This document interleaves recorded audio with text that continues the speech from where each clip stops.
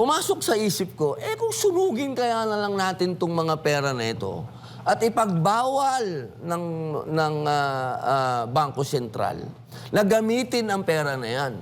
Ibig sabihin nun, pag pinagbawal natin to, mawawalan siya ng purchasing power, mawawalan siya ng kapangyarihan. Kapag nawalan niya ng kapangyarihan, ibig sabihin niyan, yung mga nagtago niyan, wala silang paggagamitan na niyan. Sana po makinig ang Bangko Sentral. Alam ko pong suntok ko to sa buwan.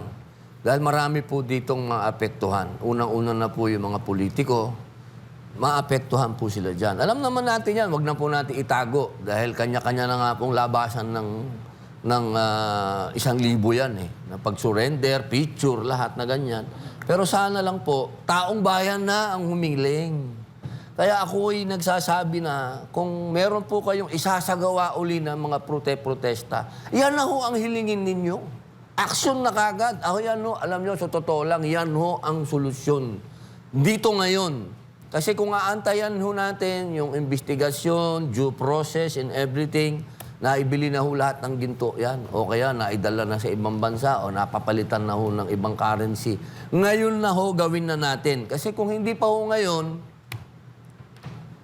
wala, kailan pa.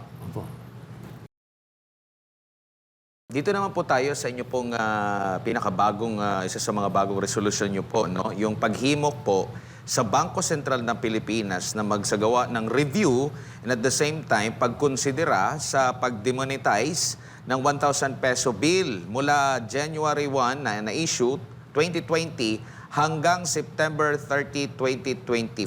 Maaari niyo po bang maipaliwanag ito at para saan itong ganitong panukala? Baka maapektuhan ba ang publiko nito o yung mga kurap lang ang maapektuhan ito? Alam niyo po, ito po kasi galing sa wild imagination ko. Dahil nung minsan po ako'y nakaupo sa plenaryo, nanonood ako dun sa monitor. Pinakita ng Senado yung mga sangkot sa flood control na nag-surrender ng pera. Limpak-limpak na pera po, talagang milyon-milyon na tagi-1,000. Kasabay po niyan, noong pinakita din, yung video naman ni Congressman Saldico, na puro limpak-limpak din na pera, na puro tagi-1,000. Pumasok sa isip ko, kung sunugin kaya na lang natin itong mga pera na ito, at ipagbawal ng Bangko Sentral na gamitin ang pera na yan. Ibig sabihin nun, pag pinagbawal natin to, mawawalan siya ng purchasing power, mawawalan siya ng kapangyarihan. Kapag nawalan niya ng kapangyarihan, ibig sabihin niyan, yung mga nagtago niyan, wala silang paggagamitan na niyan. At kasabay pa niyan, merong ginawa si Senator Rodante Marcoleta na expose. Nagsalita siya doon sa budget hearing ng Bangko Sentral. Kino-question niya. Ang sabi niya, bakit tayo nagbenta ng maraming ginto? At hindi naman daw alam kung saan ibinenta at ba't lugi tayo.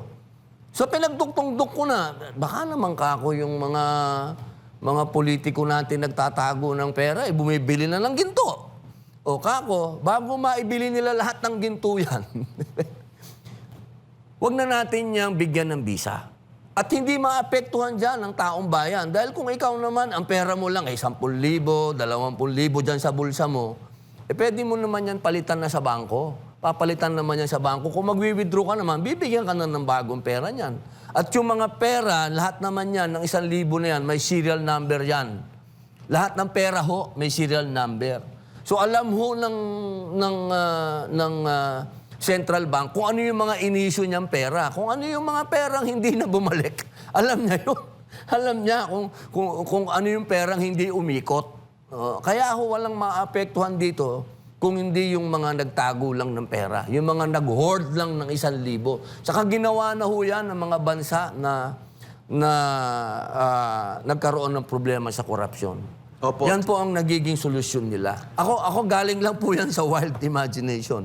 At natutuwa naman po ako at maraming sumuporta dyan sa akin at sinasabi nilang baka pwede nga natin gawin yan.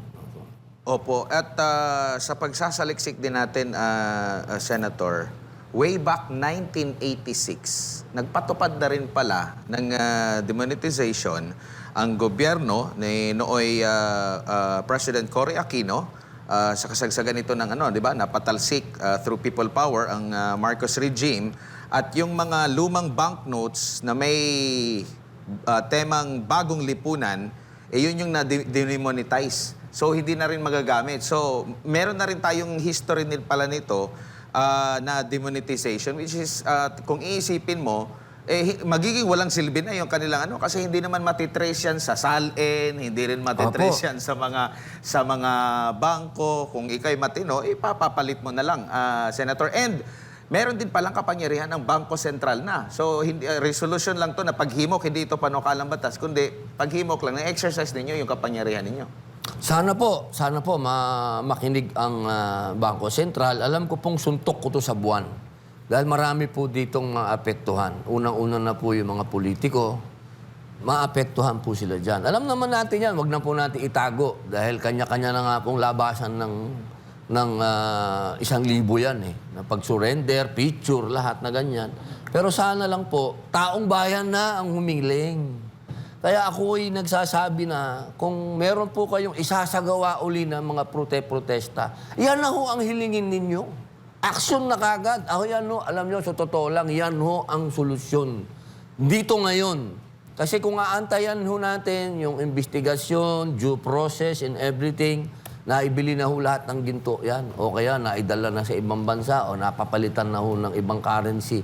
Ngayon na ho, gawin na natin. Kasi kung hindi pa ho ngayon, wala, kailan pa. Sir, marami po ang nagpapasalamat sa inyo pong mga paliwanag. Sinabi dito ni Renato Espiritu. Ito yung mga viewers ngayon, sir, live. Sabi po, ang gandang paliwanag ni Senator Robin. Malinaw na malinaw, walang kodigo. Yan.